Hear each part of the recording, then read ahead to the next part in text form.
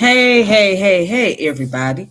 Peace and power and elevation be to all you. This your girl Tiffany coming through here live in effect.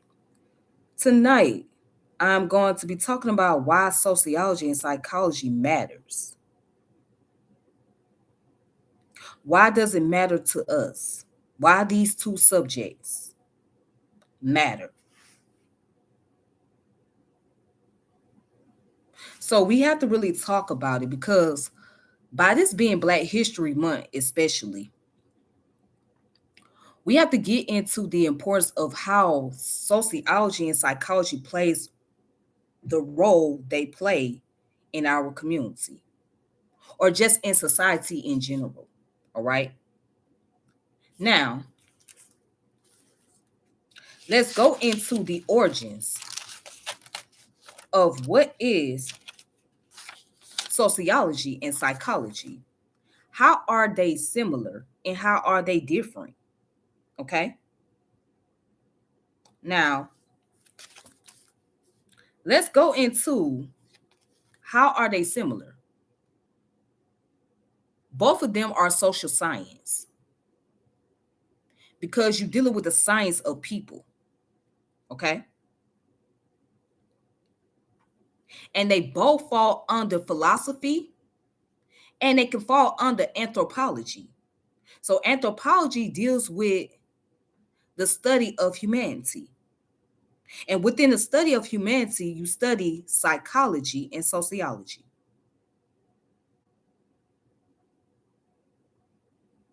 Now, let's get into what sociology is.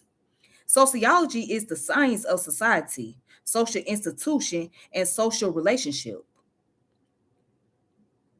And the job of a sociologist is to study it's a study of social interaction, right? Their job is to study the social interactions, social group, social class, institution, and status, and how these things impact society. Now, what is society? All right, society is a part of a community bound together by common interests and standards.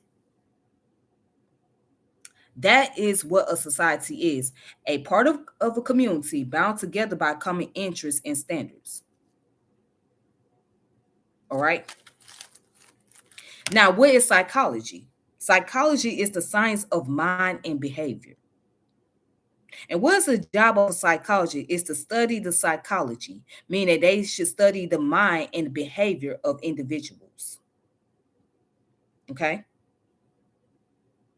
And now, what is social science? Social science is dealing with a particular aspect of human society. Now, when we get into talking about history, history would not be where it's at without the sociology and psychology. And again, I say that science and history go hand in hand. Now, many people may not look at sociology and psychology as science, but the truth of the matter is they are.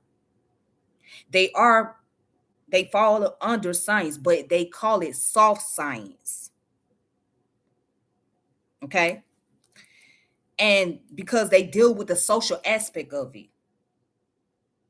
But there's different branches of psychology and there's different branches of sociology. We can go into the branches of psychology, right? We can look at evolutionary psychology, which deals with the study of how human beings evolved during the evolutionary period. We could look at social psychology, which deals with individual and social interaction within a group, right? Then you have cognitive psychology that deals with the psychology of memory, taking in information, how a person process information, how a person's able to allow certain information to affect their behavior and their speech, etc. Right? And then there's the technical advance of psychology, like neuropsychology, because neuropsychology deals with the psychology of the brain activity, right? So that's the combination of neuroscience mixed in psychology.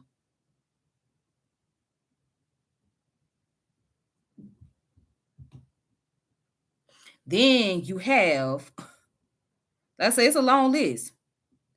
You have somatic psychology, analytical psychology, humanistic psychology, and you have psychoanalytic, which is like a form of psychology, all right, which was founded by Sigmund Freud,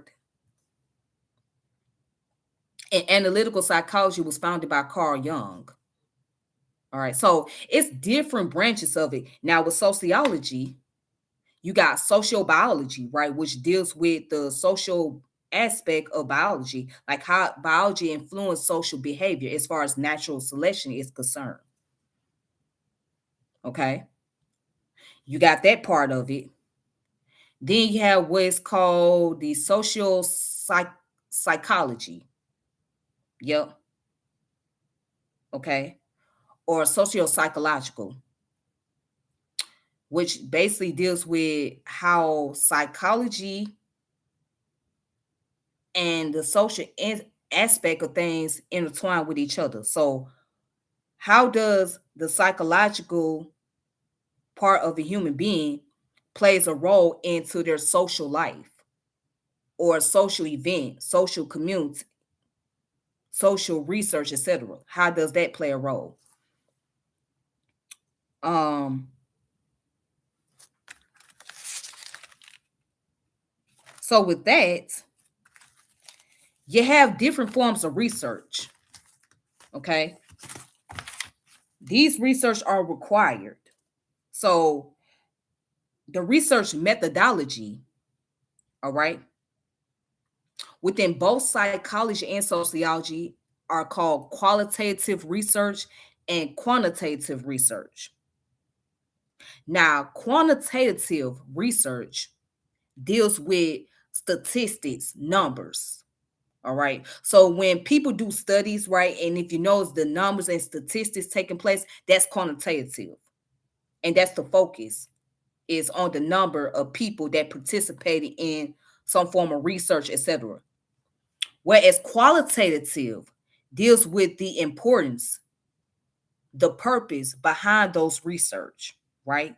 So the qualitative bring about a demonstration on not just it don't necessarily deal with the statistics, but more so of why certain people have like certain, let's say, if you're dealing with some type of health issues or something like that, right? Why certain people have certain type of health issues, or how do certain people feel about their job at work, or how many people go through amount of stress, and why do they go through so much amount of stress? What's like the cause of stress? What can lead to stress? So the qualitative research brings about an explanation behind what the purpose is and based on the studies of what, why, and how. So basically, it draws the conclusion. Okay. So when it comes to that, you have to be able to study various things that's taking place. You're not only dealing with the problems that's happening within the community, right? Like social problems, but you're also looking at what type of group is in those community.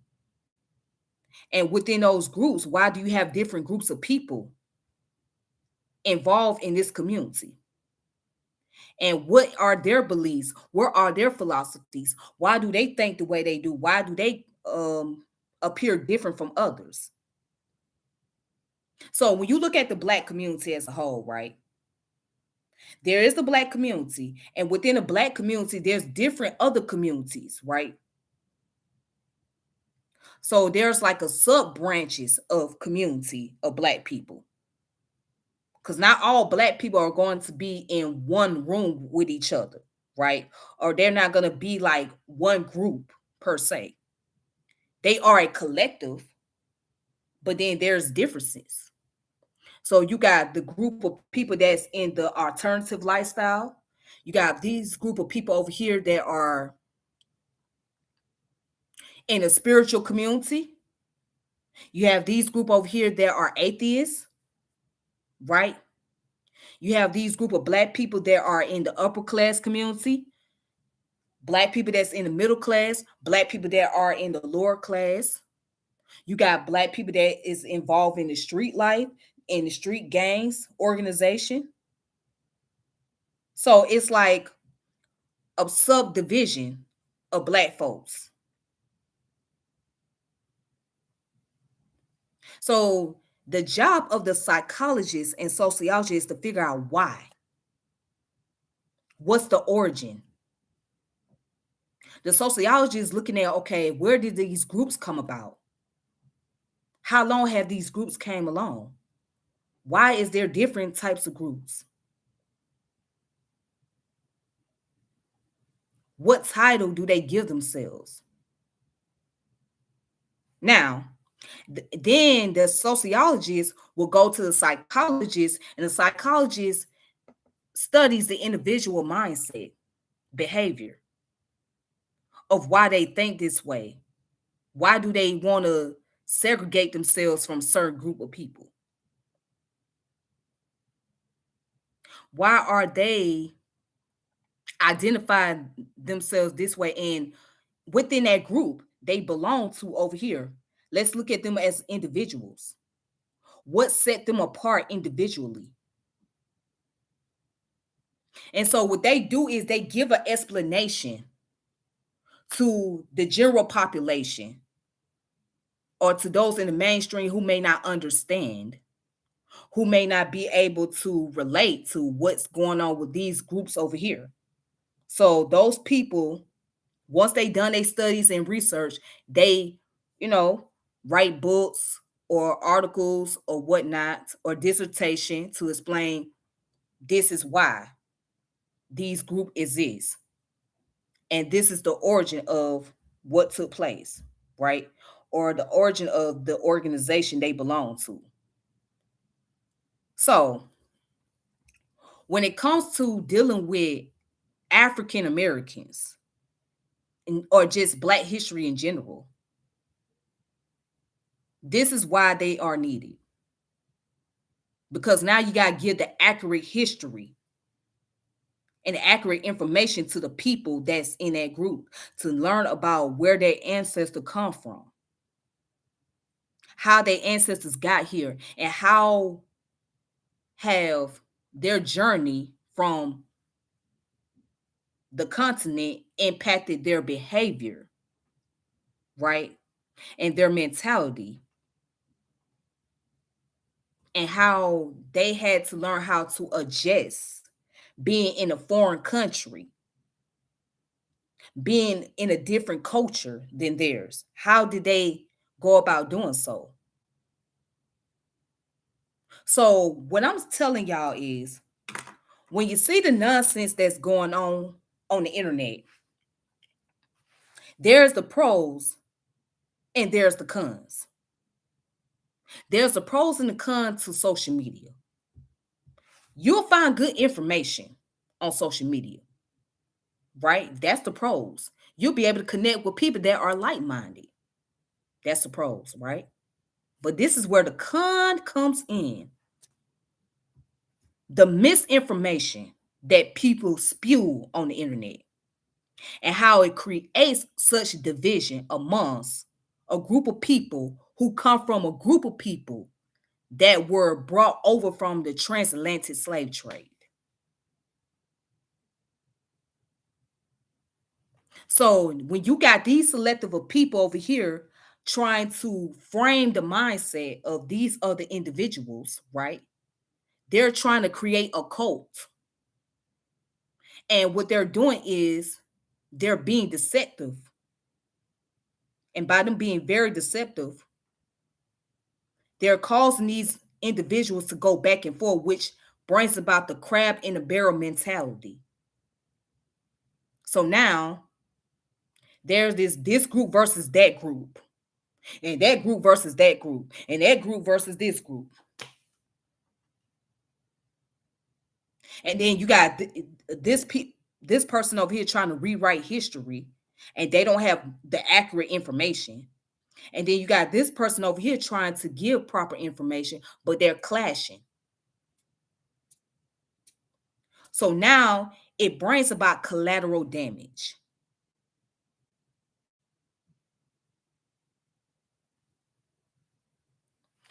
Let me see. Okay, I wish I can show the comments. Somebody put, science say we all have the same DNA. Of course. Of course, brother transatlantic slave trade man, of course. We do. We have a lot in common. Now there might be some minor differences, a minor difference, but we have pretty much similar DNAs. Why is that? Because our ancestors, because of who we came from. Yes, and Jamaicans doing DNA testing find out they got African Americans ancestors. Of course. You know why?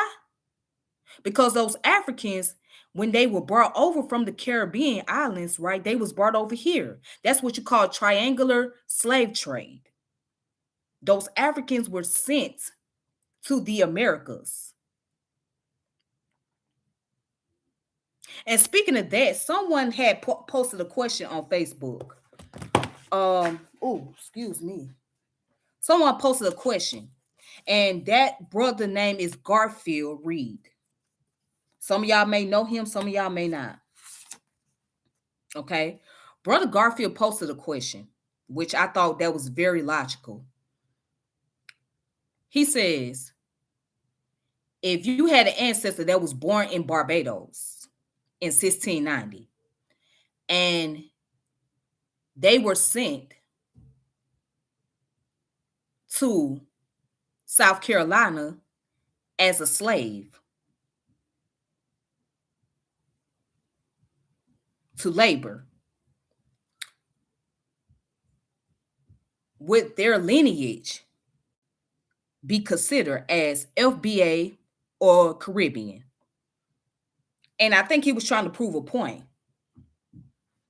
So to answer that brother's question,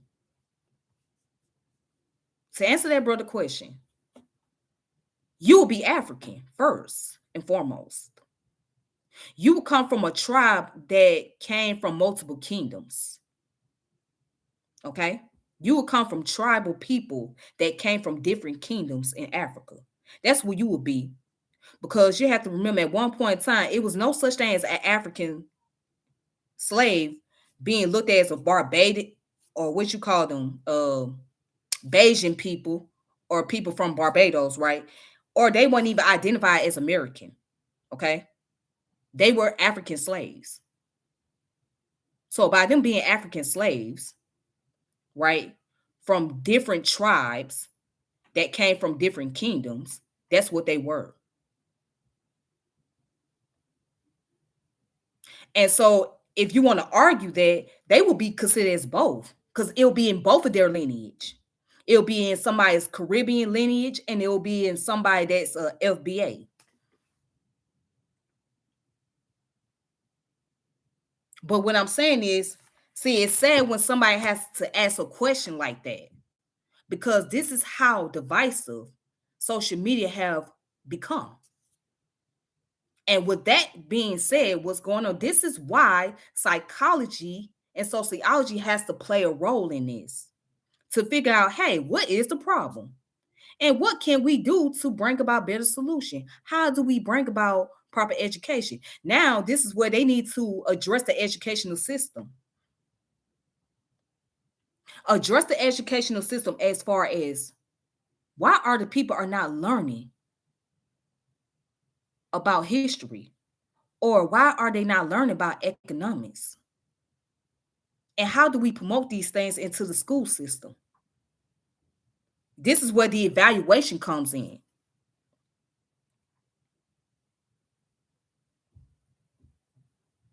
This is where the evaluation comes in. Well, we see that there's this back and forth with this information, that information. Okay, now let's see. Let's go and evaluate the school system. If we can't go into the school system, now we got to go to the board of education, right? We got to talk to the superintendent. We got to talk to the principal about what type of curriculum are given to the students and why are they not really learning more in detail. So this is something the sociologists and psychologists got to come and play their role on. But it's said that a lot of times we don't give them credit. We don't give them credit for what they're doing because their work is not easy. These people put their lives on the line dealing with individuals that come from various walks of life. You talking about the science of people. You dealing with people that come from various walks of life as a sociologist and as a psychologist, just so you could try to find the answer. And you're not going to get all the answer. That's another thing.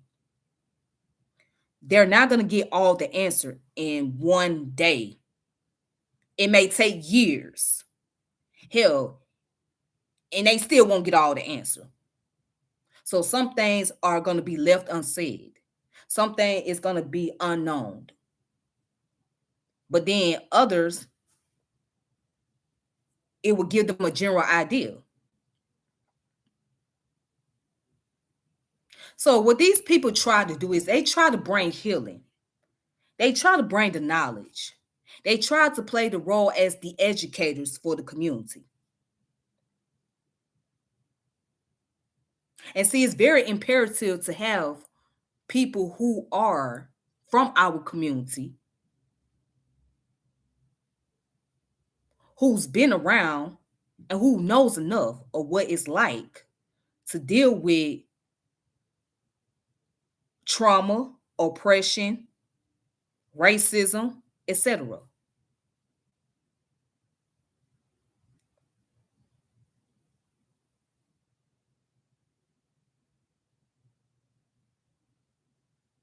But it's not encouraged enough.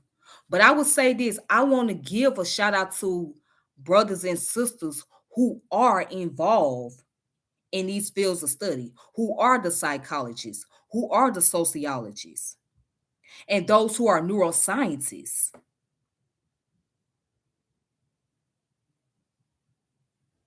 Those who are neuropsychologists, neurobiologists, biology major. Shout out to those individuals.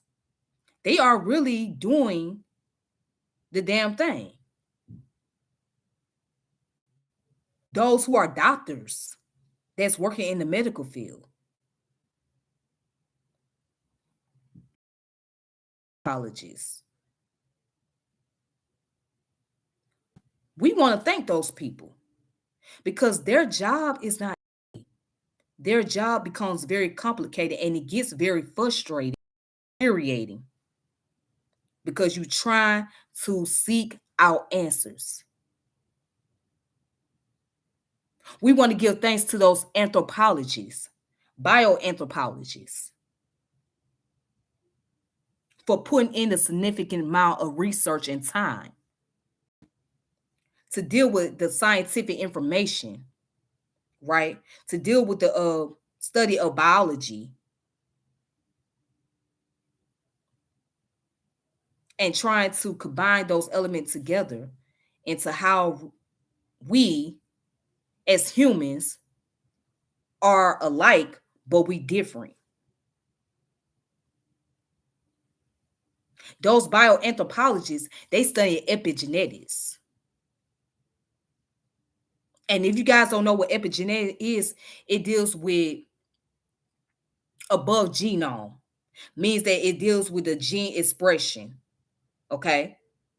So as far as like a person's physical traits, behavior traits, characteristic, the concept of nurture versus nature, meaning what is natural to them, what is inherent to them naturally, and what comes from the environmental factor. That's what nurturing deals with, the environmental factor, whereas nature deals with what is naturally inherited, as far as what is passed down from one generation to another as far as your genes are concerned, right? But they both deal with genes expression.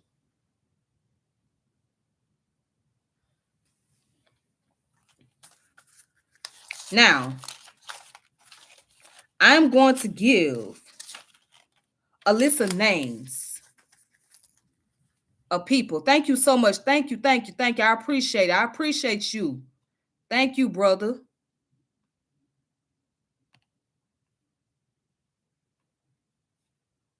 Oh my God. Hold on.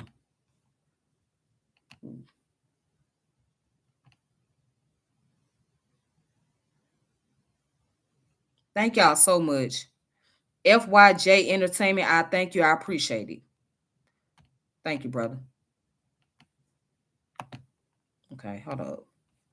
Maybe I gotta close this part out. Cool. All right, so um, yeah, there's a list of names that we have to study.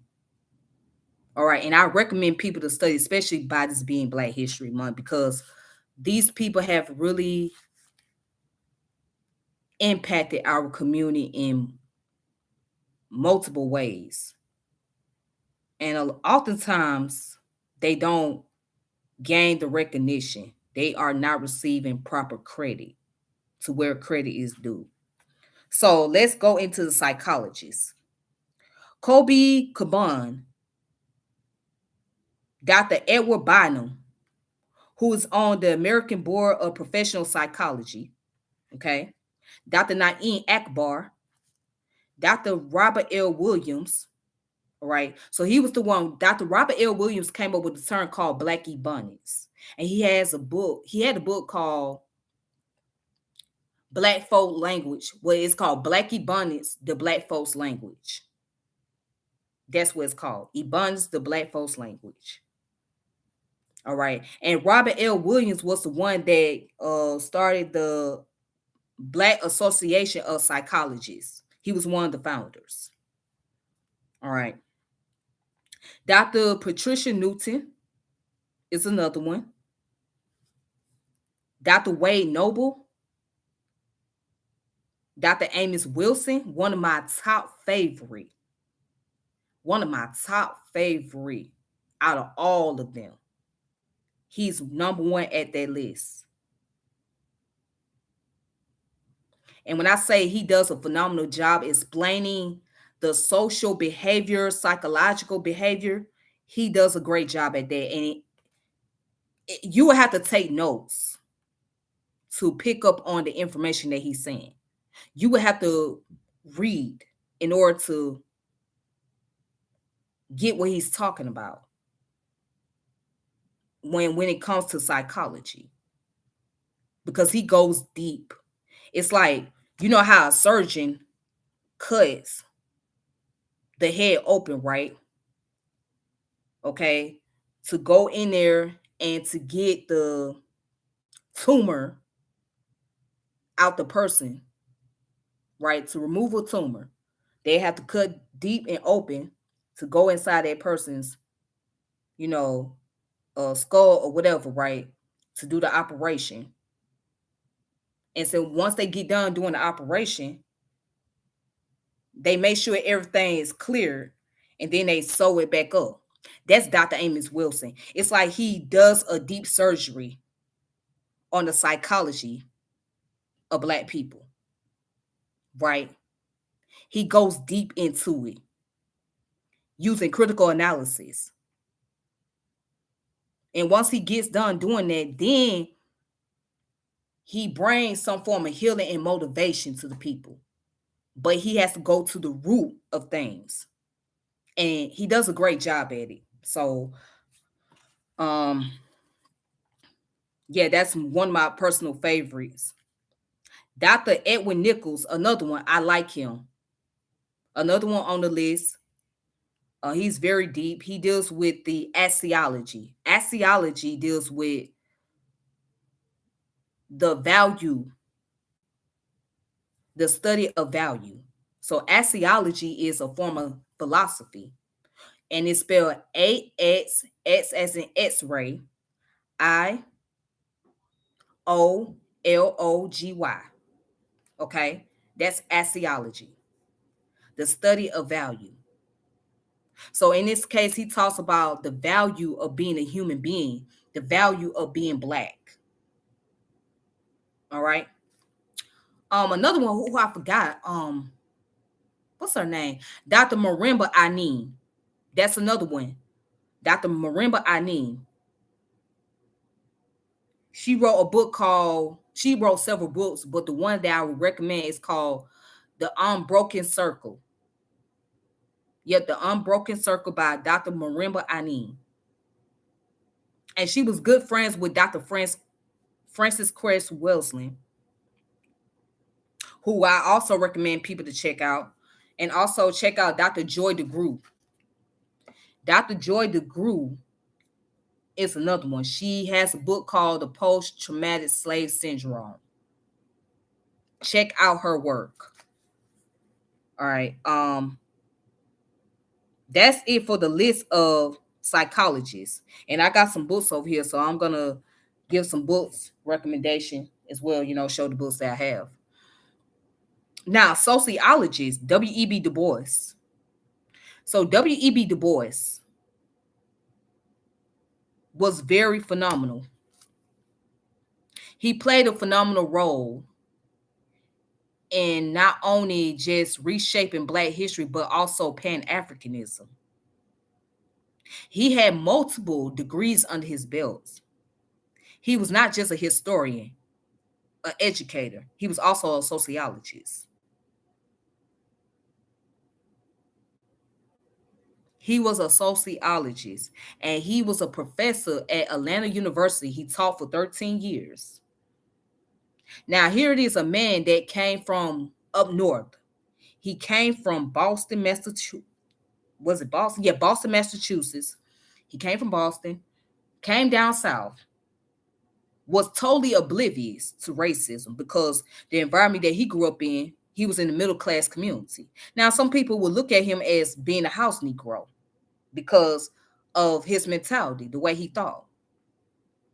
He didn't experience racism the way Black people in the South did. It was unbeknownst to him because he had a decent life. He came from a middle class family. But when he came to the South, thank you, brother, from Titans Debate League. Thank y'all. Okay. So, but when he came to the South, it was a whole nother ball game. He said, well, damn, the South is much different than the North.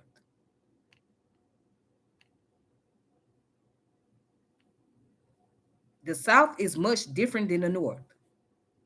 What makes the South different from the North? Well, he saw that there was so much oppression. He saw there was the Jim Crow laws where Blacks were totally segregated and most Black people lived in poverty. Then Atlanta had a race war back in 1906.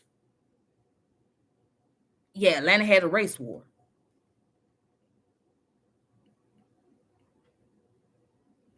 Then also there was another crisis that was taking place in the Black community at that time, and that was tuberculosis. And a lot of poor people caught tuberculosis. Why? Because they lived in a poor condition because of the environmental pollution. All right. So they were surrounded by so much pollutants to where they became sick and they did not have adequate health care. And once upon a time, Grady. Now you hear about people talking about, oh, they Grady babies because they were born there, right? But Grady Hospital did not allow Black people there until around maybe the 40s and 50s. And even then, Black people had to be segregated. They had to be on one floor while white people had to be on the other floor. But before that, Grady's was not allowing Black folks to come and get health care. So W.E.B. Du Bois saw this as a problem. He saw this as a major problem. He said, well, okay, this is outrageous. This is crazy. This is crazy, man. Well, what can we do about this? How are we going to address these issues? So I'm going to talk a little bit about it. There was the Atlanta Sociological Laboratory, which was founded by, what's the doctor's name? What was his name? I'm going to look it up. As a matter of fact, I got his book. Hold on. So let me go into the book. Okay. So the Atlanta Sociological Laboratory was founded by Horace Bumstead, who was the president of Atlanta University at the time. Okay. So it went on from 1895 to 1896. And Du Bois happened to work in that department. All right. But he continued to work for, like I said, for 13 years. All right. So now let me read a little something from Du Bois. And this is his book, which is called The Autobiography of W.E.B. Du Bois. Watch this. Let me go into. It says, one happening in America linked in my mind the race problem with the general economic development, and that was the speech of Booker T. Washington in Atlanta in 1895. So now, if anybody visit Atlanta, right, and they go to the area called Piedmont Park, in that little center area, right, by where the field is at, that's where Booker T. Washington gave his speech. Okay. So you're going to see the landmark, the little plaque where he gave his speech. All right. And then there was so many events that was hosted over there. All right. So anyways, when many colored papers condemned the proposition of compromise with the white South, which Washington proposed, I wrote to the New York Age suggesting that here might be the basis of a real settlement between whites and blacks in the South. If the South opened to the Negroes the doors of economic opportunities and the Negro cooperated with the white South in political sympathy, but this offer was frustrated by the fact that between 1895 and 1909, the whole South disenfranchised or disfranchised its Negro voters by unfair and illegal restriction and passed a series of Jim Crow laws which made the Negro citizen a subordinate caste. All right. And as a possible offset to this came the endowment of the General Education Board and the Sage Foundation, but they did not, to my mind, plan clearly to attack the Negro problem. The Sage Foundation ignored us, and the General Education Board in its first years gave its main attention to the education of whites and to blacks industrial schools. Okay, and this comes from Du Bois. Watch this. I was approached by President Horace Bumstead of Atlanta University in 1896 and asked to come to Atlanta University and take charge of the work in sociology and of the new conferences which they were inaugurating on the Negro problem. With this program in mind, I eagerly accepted the invitation Dr. Bumstead later wrote. He wrote to him, now here it is a white man, okay, who was the president at the time, writes him why he want him to be at the department, right? Be over the sociology department. He said, let me express the keen satisfaction I take in having been the one chiefly responsible, perhaps, for bringing Dr. Du Bois to Atlanta University. He has recently called his 13 years of service there his real life work, and I am proud to have helped open the way for him to begin it and to have been closely associated with his labors for more than a decade. Till I cease to be president, I cannot but smile when I think of the objection and misgiving of some of our trustees and other friends when he came. We wanted a professor of sociology with special references to investigating conditions concerning the Negro. And I say that Dr. Du Bois was the one man, white or black, far and away best fitting for the position. I knew of his long preparation at Fisk, Harvard, and in Germany. And I had read the unstinted praise which the New York Nation had given to his first publication, The Suppression of the Slave Trade. And I knew of the confidence which Provost Harrison of the University of Pennsylvania had in him when he engaged him to spend a year or more in making a scientific study of the Philadelphia Negro. All right, so this is Dr. Bunstead that's giving praise and explaining the reason he was why he chose Du Bois to be at Atlanta University to take over. He said, but said some, if you are going to give the position to a Negro, why not a graduate of Atlanta rather than Fisk? Because, said I, we want the best man regardless of where he was graduated. But how about his religion? His study in Germany, perhaps if you scratch him, you'll find an agnostic. Now, is it true that Atlanta University has always had a pronounced religious, though undenominational life, a life inherited from the New England people represented by its founder? And it has always looked to its teachers so far as possible to help to maintain it. So I must need have some assurance on this point. But as Dr. Du Bois will remember, they were not very easy to get.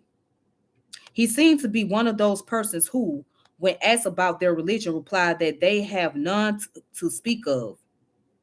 But though reluctant to speak of his religion or to say what he would do at Atlanta, I observed that at the time of my interview with him, he was living with his newly wedded bride in the center of the Negro slum of Philadelphia, doing the beneficent work to which Provost Harrison had called him. And I thought there were some indication of genuine religion in that fact. Nor was I disappointed later when some of the deepest and most vital expression of the religious life came from his lips as he conducted even devotion at the university. So, in spite of objection and misgiving, Dr. Du Bois came to Atlanta University, and we held him there for 13 years, notwithstanding several offers to go elsewhere and get double the salary that we could afford to pay him. All right. His work became a memorable part of the history of the institution. Let me specify two of its most prominent and valuable features. One was the inauguration for the first time in any American college of a thoroughly scientific study of the condition of Negro life. All right. Covering all of its most important phases and resulting in a score of annual Atlanta University publication considered to be of the highest authority in this country and in Europe. All right. Now, it says also, even more important than this was the stimulated personal influence of Dr. Du Bois upon our students. He had acquired his own education where the highest standards prevailed, and he would tolerate no lower ones in his own classrooms. Not only in study, but also in conduct, he demanded of his pupils the best that was in them. He taught them the nobility and sacredness of their manhood, endowed as they were with all the inherent rights and possibilities of development enjoyed by humanity anywhere. To his fellow teachers, too, he brought joy, for though often looked upon in the outside world as a pessimist, He was about the jolliest member of our faculty. The inspiration of his stimulating personality has gone out through all the South and will be felt for generations to come. All right, so here it is. This is the man that was giving him high praise. So, because Du Bois have done so much work within the Black community, okay, traveled and played a prominent role in the Pan-African movement, well, the conference in England. He was determined to bring education to the Black community. All right? He was determined. And it really hurts me because as somebody that grew up in Atlanta, right? When we hear about the Black Mecca, and I'm going to talk more about this, I have to question, well, is Atlanta the Black Mecca when it comes to marketing? Or is Atlanta really the Black Mecca when it comes to education? Which one is it?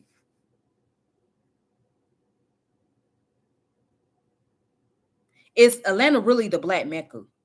What's the whole agenda? What's the whole purpose? This is why I'm speaking on why sociology and psychology is very important. Because now we got to analyze a city that's a predominantly Black population. What's the purpose? Who is benefiting? Who is reaping the benefits of this Black Mecca? And if we talk about Black Mecca, then why is it not brought into the educational system? Why are the kids in schools are not learning about the people that made a difference or tried to make a difference in the city, nationwide, and worldwide? Why are they not being spoken of? Why are they not being praised? Or why are they not just being honored? And why there's so much selective history?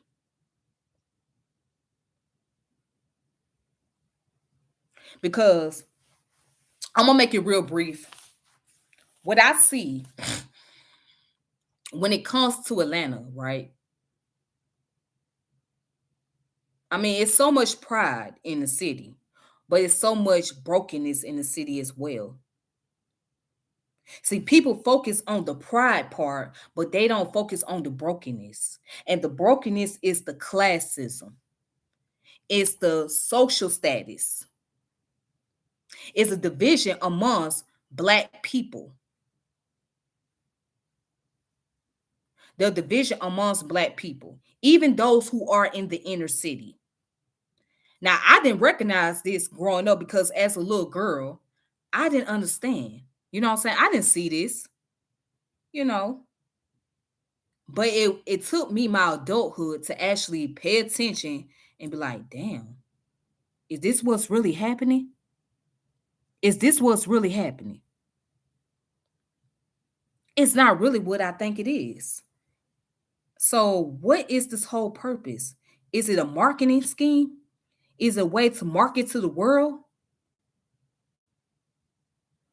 And if so, who's reaping that benefit? What group of Black people are reaping the benefit of Black Mecca?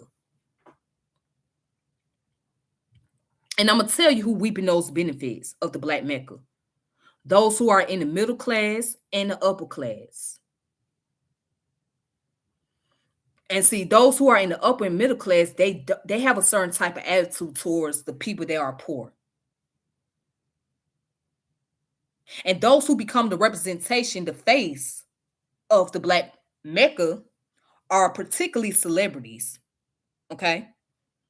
Because of the music industry out here.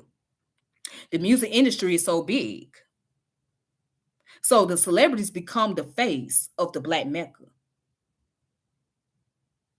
All right? And the millionaires. But everybody else is like,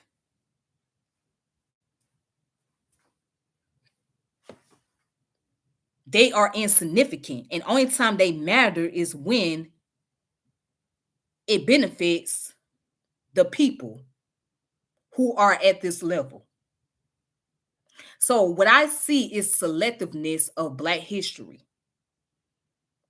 What I see is selectiveness of who get to represent Black Mecca. And even the politicians. Yeah, the politicians, they're Black for the most part, right? But just because they're Black, that it does not mean they're going to bring about the representation of the people.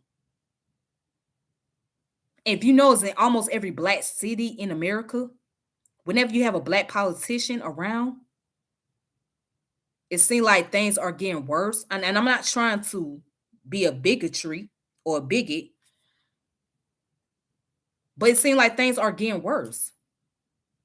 Whenever you have somebody that's a Democrat at that, things are getting worse in these Black communities, in the Black cities, whether it be in Detroit, Washington, D.C., Atlanta, Baltimore. It seems like things are getting worse. It seems like things are not really making the progress. So now you're asking yourself, well, who is really reaping the benefit? Then we can go into the question about civil rights, the civil rights movement. Dr. King meant well. You know what I'm saying? Dr. King means very well. But the thing about it is, there's more to him than what people are talking about. See, there's more to him that we don't know, because they give us the image of the fact that he was a patriot. And they don't give us the full image of who Dr. King was. A lot of people don't know that he started the Poor People Campaign.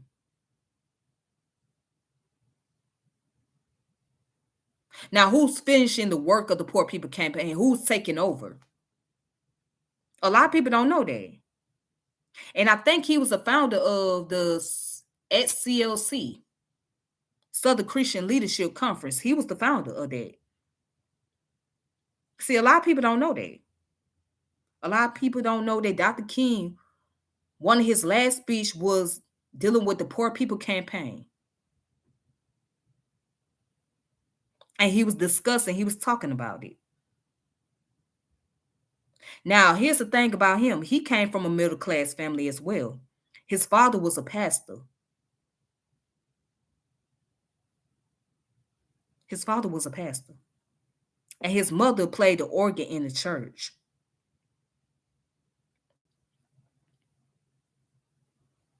So again, Dr. King meant well, but then you got to really question about the civil rights movement of 1964. What group of Black people really benefit from that? This is when you got to think real deep. Like, what group of Black folks benefited from the civil rights movement?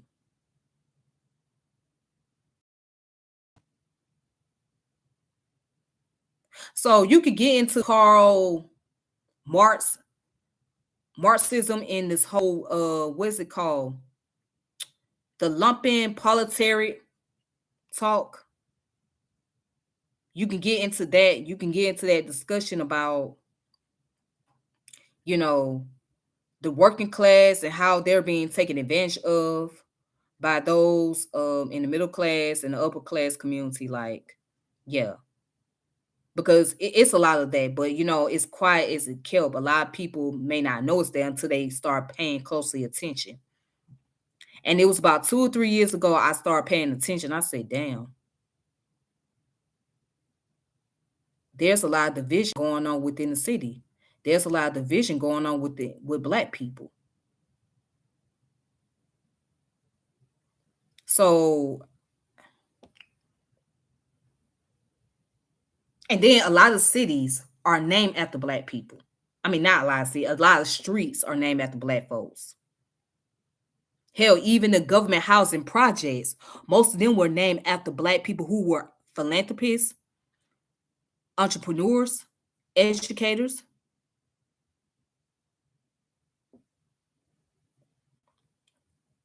ministers.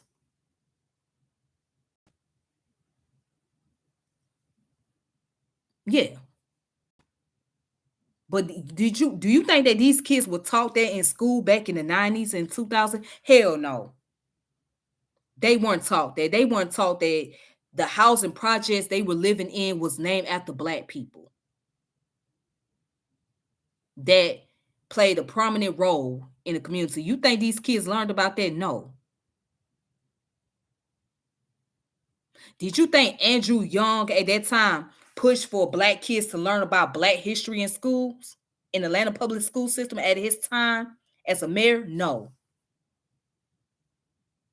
Do you think Maynard Jackson pushed for black kids to learn about history in the schools? No. Shirley Franklin? No.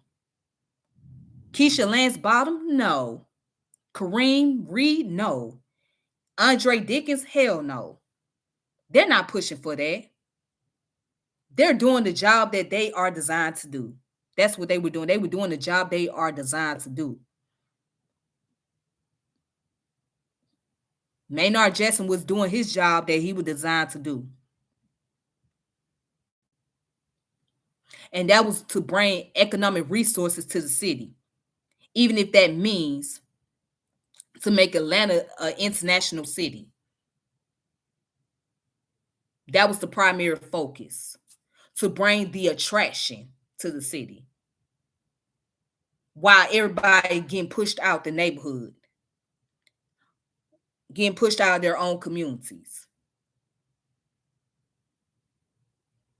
And this is why sociologists and psychologists got to come step in. This is why our people got to come step in and say, yo, what's going on here? Well, this is the problem here.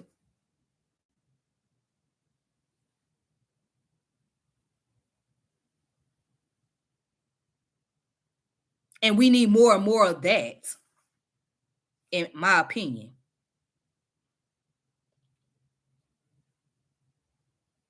But politics is a dirty game.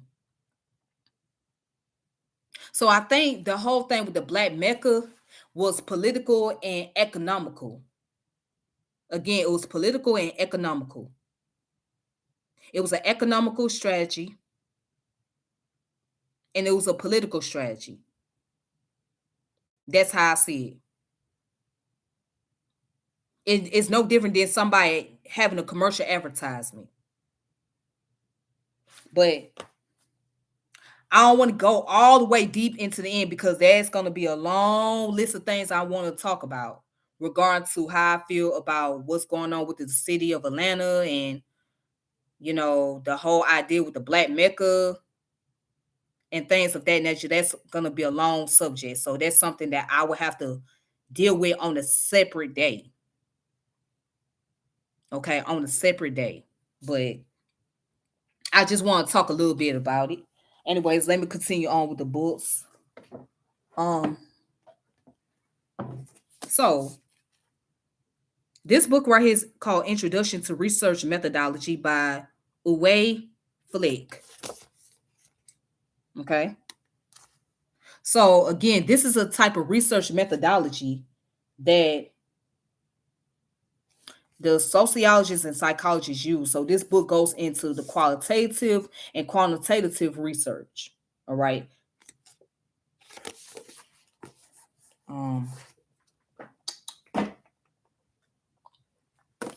And this book is by, hold on, child. Let me go back real quick. Oh, let me give y'all the list of sociologists. It's called, okay, I said W.E.B. Du Bois. Another sociologist is E. Franklin Frazier. So E. Franklin Frazier, who was kind of like W.E.B. Du Bois, but he was studying more so about, upper class and middle class Negroes, right? You know what I'm saying? And how they are different from poor Black people. Okay. So he had a book called The Black Bourgeois. All right. So look up E. Franklin Frazier, and the book is titled Black Bourgeoisie or The Black Bougie, right? Yeah. So look up the title of that book. And again, he goes in talking about the middle class and upper class black people. That's E. Franklin Frazier and Elijah Anderson has a book. Well, he written multiple books, but one of the books that I have the pleasure of reading is called The Code of the Streets. Now, I would say that he's a great sociologist, a person that was an expert on that. Because during that time, he wrote the book around in the 90s, going into early 2000. And he was focusing on the streets of Philadelphia because that's where his research was, right? And he was looking into the African American community and how black men who came from the urban cities, how their lives were impacted on a day to day basis as far as crime, drugs, gang, all type of things, incarceration. So he was going into details in that book. So basically, he talks about the standards of the streets, why the streets have codes, what does it mean to follow the street codes. So look into his work, Elijah Anderson. All right, and I recommend that book, Street Code.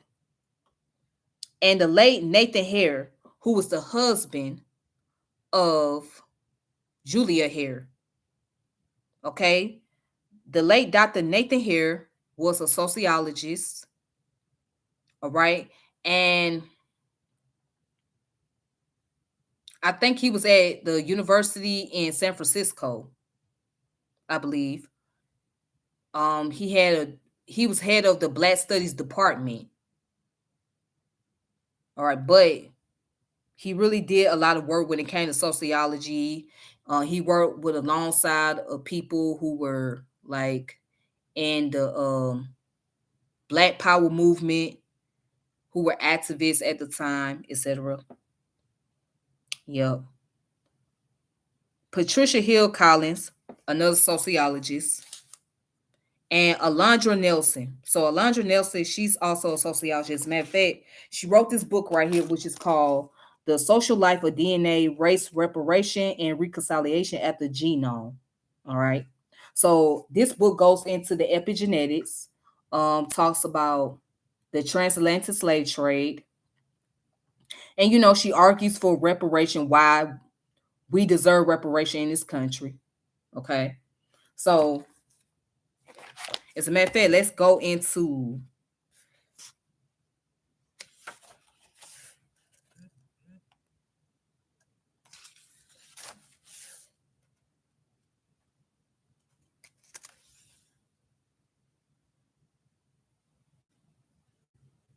all right, so let's go into the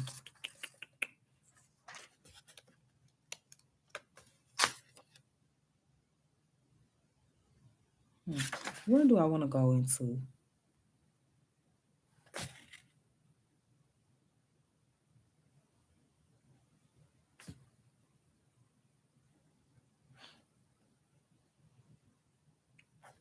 All right, here we go.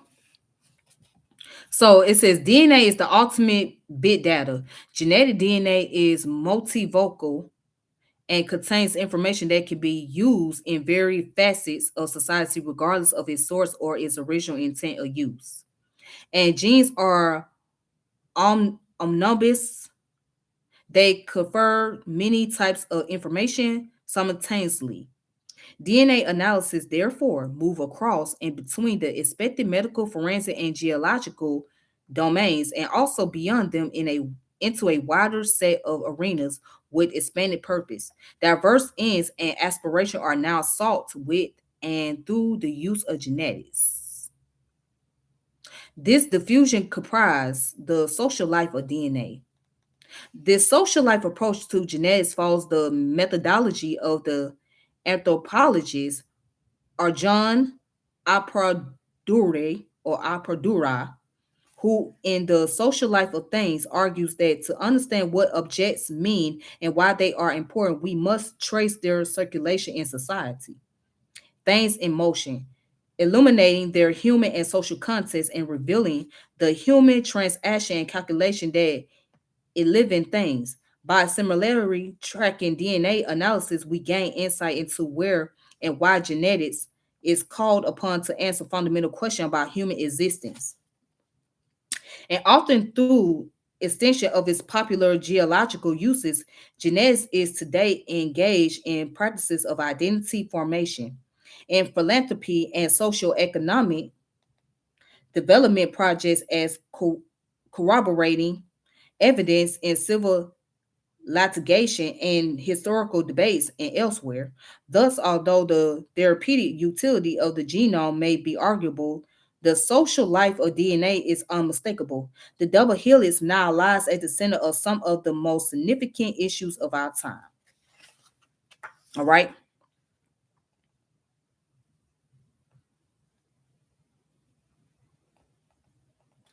And also, watch this. She also talks about genealogy. She said, genealogy is a pursuit that dates back to biblical times with the tracing of priestly lines or royal kinship. Beginning in the 20th century, the tracing of ancestry gained widespread appeal in the United States. What sociologist Herbert Gaines defined as symbolic ethnicity, the ability to hark back to County Cork Island while jubilating on St. Patrick's Day in Boston to recall ancestors in Sicily while parading in the Feast of St. Gennaro in Manhattan's Little Italy, or to hang an English coat of arms in one's home became an important component of American identity. For African American, this search is both more elusive and more fraught. A profound loss of social ties was an immediate outcome of the Middle Passage and racial slavery. The ravages of the Civil War left vital records and slave plantation paperwork degraded or destroyed. Information about Black families was also lost intergenerationally, an understandable impulse to forget trauma of the past. But today, African Americans use genetic ancestry testing with the hopes of shedding light on precisely the kind of familial and historical information supplied by Venter Smith's slave narrative and family tree. All right, so again, it gets into the concept about DNA, right? And the concept about epigenetics. So by us in our community, more and more people are taking the DNA test to learn about their ancestry. And there are those who are able to connect with their long lost relatives, right? There are those who are able to connect with relatives from other countries, okay? And then there are those who still they know that they have this particular ancestry, but they're not sure about the lineage. So, the whole DNA concept is still relatively new to us. You know what I mean? But again, people were able to find connection with families, whether it was through 23andMe, Ancestry, um, Heritage DNA, Living DNA, whatever. People were able to connect with their loved ones. And they were able to find out, okay, this is what's in my genetics. Now, it may not be the end all be all because, information updates. Your DNA doesn't change. But once scientists start to study more about what's in a person's DNA, as far as ancestry wise, then the information become more upgraded.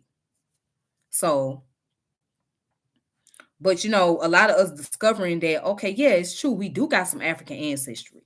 We have a whole lot. So now you gotta draw a line of why you have so much African lineage versus everything else. What makes you more African? This is where the answer comes in. Okay, this is the result of the transatlantic slave trade. Bingo. Boom. So science pretty much validated the history of what we all been having questions about, which is the transatlantic slave trade. It pretty much validated. Now, there are people today that are in denial and they don't trust science and they have no way of disproving science. But then there are people who are actually like, well, this is the reality. And they have grown to accept that reality of where their ancestors came from. All right. But get this book on your bucket list.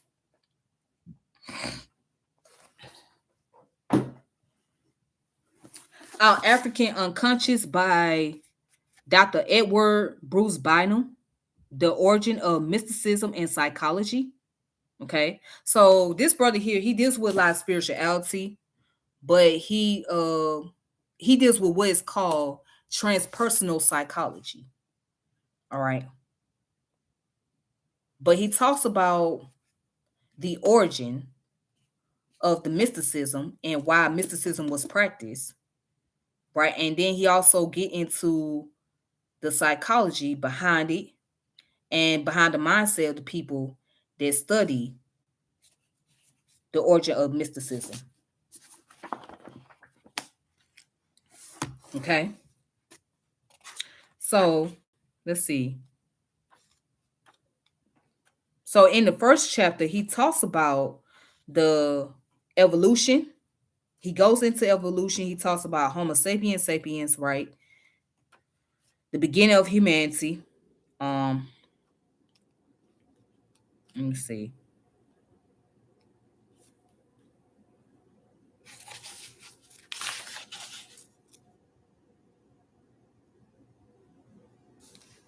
All right, so let's go into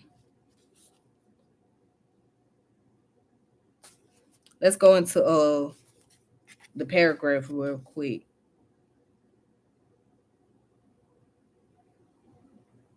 All right, it says, and intellectual imperialism has hunted African studies and indeed the modern study of human knowledge itself. We have bisected, carved, disemboweled our human consciousness into departments and specialties, abstract the spirit from the body, and by reductionist science pronounced it dead. And like Osiris, it has risen again. We have no problem with method, no argue with analysis, no adolescent rebellion against discipline and replication. But we do argue that feeling and first in human experience that spirit is primary and that matter, energy, and the intellect itself are epiphenomena of consciousness, and that being is in a creative evolution of intelligence and bliss. In this book, our methodology will embrace a comparative study of psychology and mysticism using science and ethnology to focus our lens. The analytical approach will unfold a transpersonal emphasis. This in turn will lead to synthesis of forces that incorporate historical, anthropological, developmental, and evolutionary neurobiological trends in the unfoldment of our subject. The facts of science are often in transition and what is ultimately today becoming a limited case tomorrow. So we will borrow from science to flesh out a vision. The world is getting wider and more inclusive, not smaller. Reductionism in many of its forms, like logical positivism, positivism, is a treasured relic of 20th century thought. The classical scientific ideal of an exact one-to-one correspondence between physical reality and physical theory has been replaced by closer and greater probabilities in measurement, especially in quantum mechanics. Consciousness, our human consciousness at the very least, is casual and embedded in the world. A vision is naturally arising from the fall of the classical ideal. What this new ideal will be is as yet unknown. We turn our gaze here with great expectation to the third millennium now emerging and see what may unfold beyond it. All right. So again, in this book, it deals with science, spirituality, consciousness, and anthropology and ethnology. All right, which basically deals with the study of culture. That's all. So get this book right here, Our African Unconscious. Um,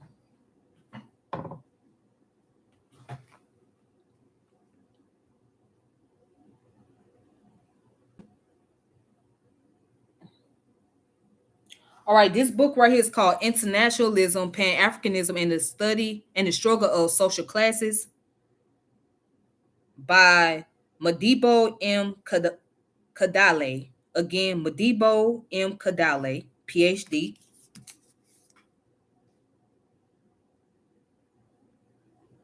All right, put this book over here. So, I haven't really read too much into this book. However, this book deals with Pan Africanism and talk about the struggle of social classes. You know, like the crisis and oppressions that's not only happening here in America but also overseas in Africa and the Caribbeans, etc. So, okay. All right. So the author of this book, he's a professor of social and behavioral sciences, right? Or he was at Savannah State University, received a BA from Morehouse College, a MS from Howard University, and a MA and PhD in political science from Atlanta University. All right.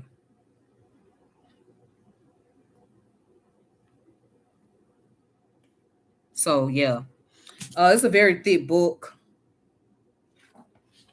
as you can see.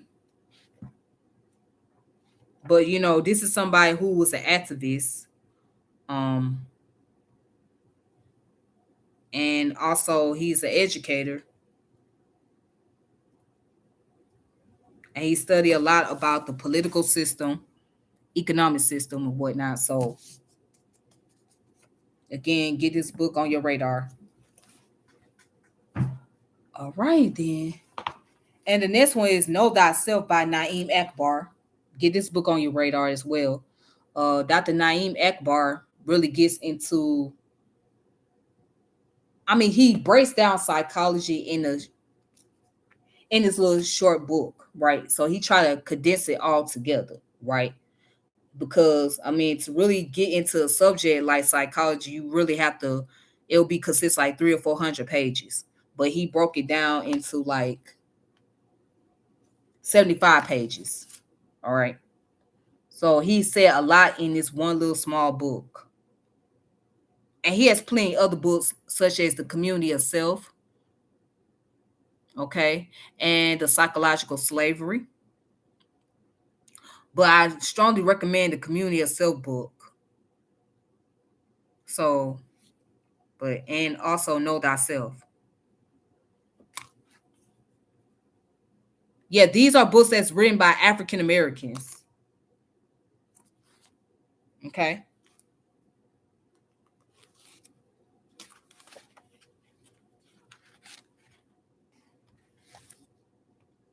Let's see. Let's go into it.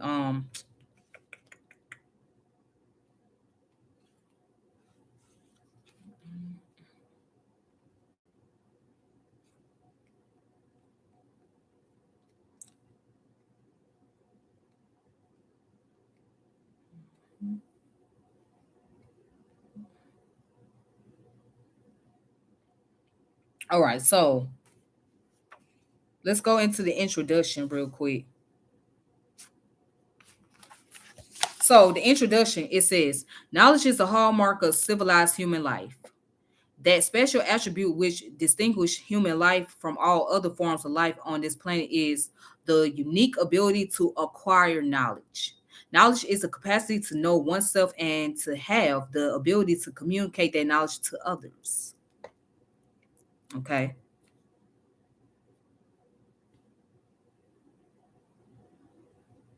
Other animals have the capacity to learn and to establish new behavior that is actually only habit or action without awareness. Human beings are capable of knowledge acquisition, and this permits them to move above the level of habit and actually gain and transmit knowledge about themselves and the world that they live in over generations. Other forms of life may alter their genetic code by altering their habits over sustained periods of time, but they are unable to leave a record of the rationale for developing certain patterns, mastering certain obstacles, and breaking down the complexity of some aspect of the environment. All right, so when you read a book like this, you basically learn about the knowledge of self. And you also can check him out on YouTube. Okay. So the importance of having knowledge of self. Knowledge of self is composite of different things. It's composed of the science of self, right? The philosophy of self, the spirituality of self, the psychology of self.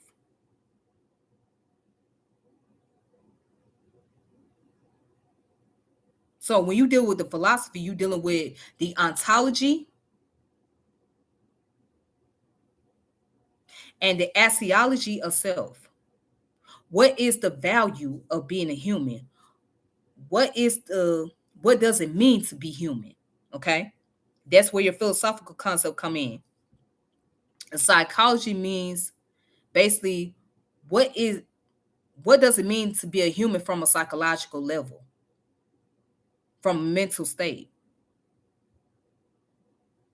And science itself, this is where you deal with the biology.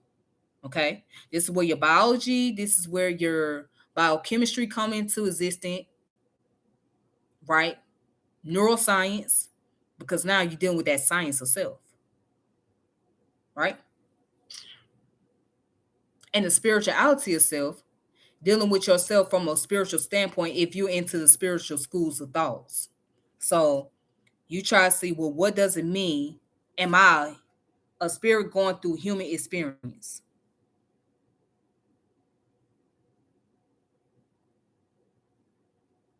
Am I a spirit that's going through human experience?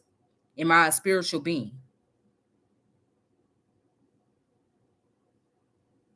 What does it mean to have spiritual health?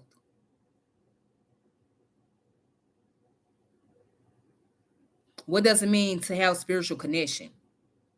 So all these things play a role in the knowledge of self. So the African Black psychology in the American context and African center approach by Kobe Kaban.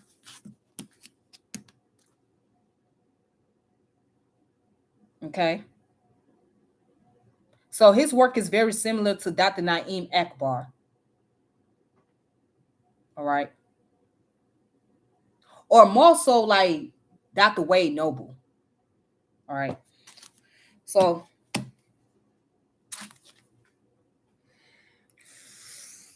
ooh. The Gift of Black Folk, The Negroes in the Making of America by W.E.B. Du Bois. So this is a good book. Okay.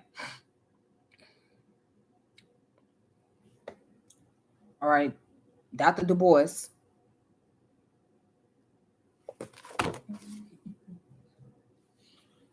All right. And hold on. History of the Association of Black Psychologists.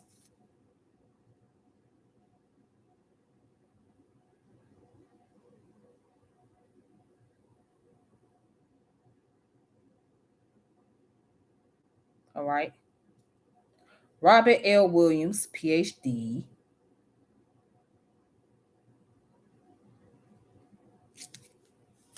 Okay, so Robert L. Williams was the founder of the History of Association of Black Psychology.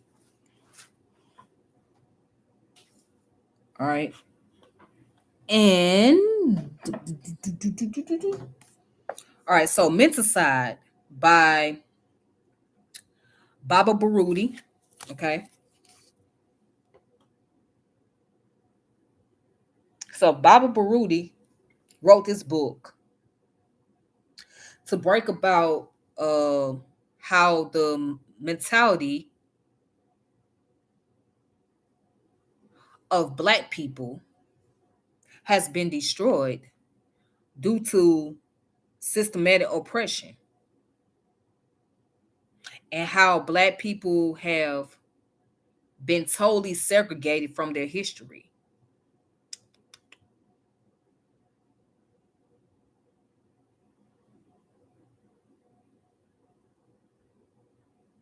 All right.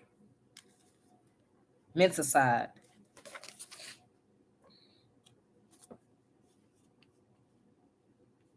So that's all that I have for the evening. Okay. I thank you guys for tuning in, watching. Shout out to the chat. And thank you, FYJ Entertainment. Thank you, Titans Debate League. Shout out to you guys. Shout out to everybody else. I appreciate it. It's always good to bring the knowledge and bring the information to the people. But remember this: it's important to study psychologists and sociologists. Study their works. Read up on the information for yourselves, because you'll start doing the knowledge, and you'll start learning more about your environment, about the role that you play in society, and just learn about yourself in general.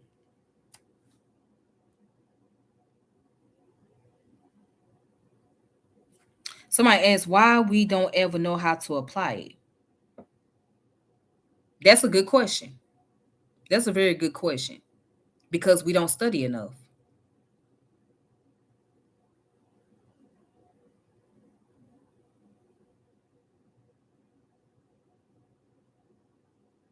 you know and a lot of times we're in survival mode.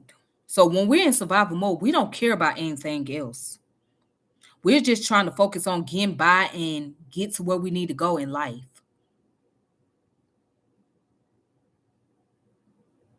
Hell, we don't really care about our emotions.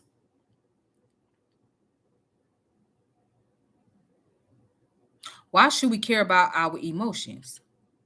Because we're too busy trying to survive.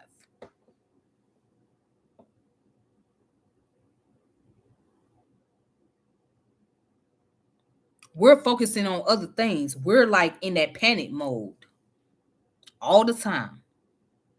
And it's really not good to be in survival mode so much, because it stresses you out. It stresses you out to where your body starts to go through the physical changes to where you cannot be able to function.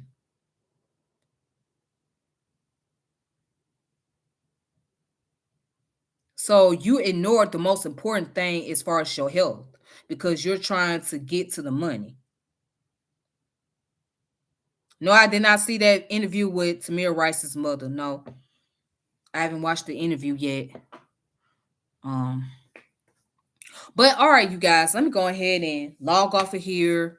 I hope you all have a wonderful evening or wherever you are in the world, and I will connect with you all later. So until next time, may peace and power and elevation be to all of you. Thank you for your support, and be safe. Until next time. All right then.